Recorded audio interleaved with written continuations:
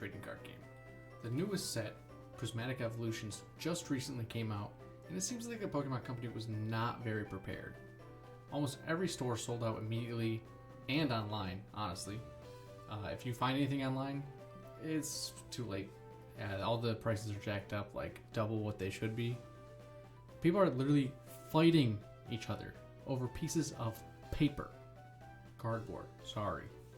I miss when it was just me and my friends showing each other what cards we got, trading them, and then immediately regretting it by the time we got home. It went from, oh yeah, Pokemon's really fun, to, you still play Pokemon, to, oh hey, Pokemon's cool again, to, I will give up my firstborn for one card. Please. so what the hell happened? Because I'm trying to figure it out. Let's travel back to when cards were first released in the United States back in 1999. Pack of cards was like $4, not too bad. People got them for their kids, and everyone was just happy. It was a good time. Not like I would know, I was 1 year old at the time, but regardless, it was a massive event. And it actually led the Pokemon Company to be the highest grossing media franchise ever, with an estimated $147 billion as of April 2024.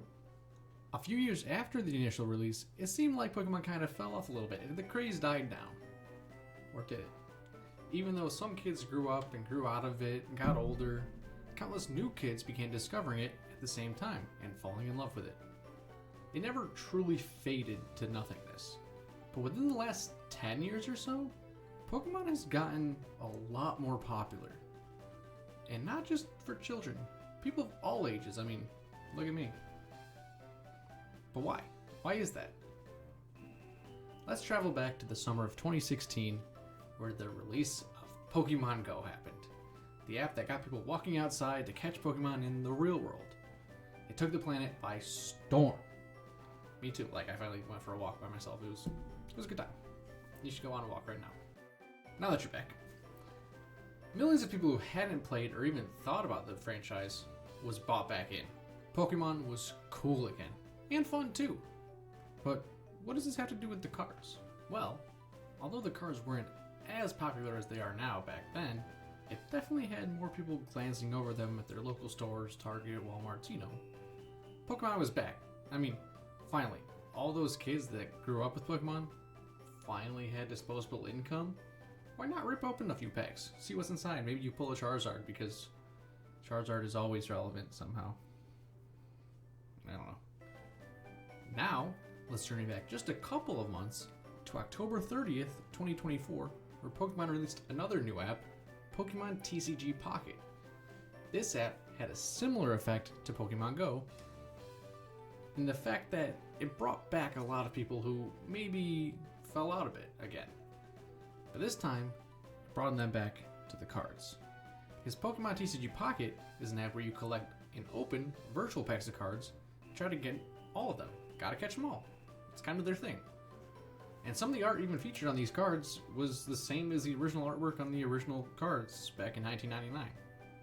So, maybe someone downloaded for fun, saw that, and they're back. They're back as a Pokemon fan. And I think this little app might have caused an even bigger ripple effect than Go, because now people are going to buy the real cards. Because fake cards just don't cut it. Trust me.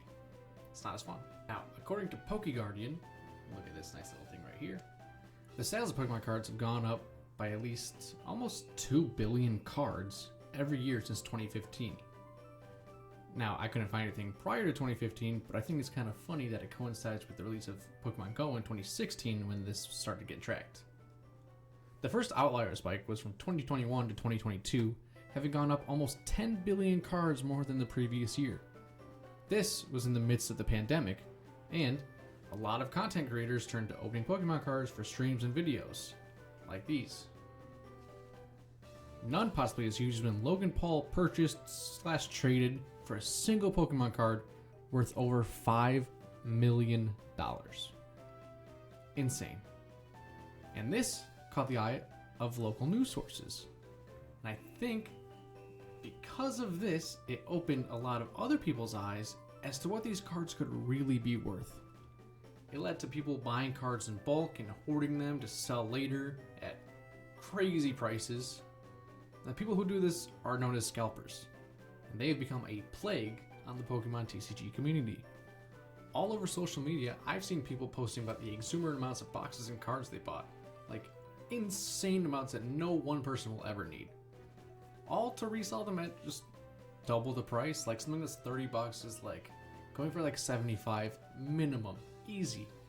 And the issue is everyone wants the new set, so people are gonna friggin' buy them. And it's an issue. People have created bots online to automatically buy stock of certain items as soon as they're listed, so they just sell out immediately.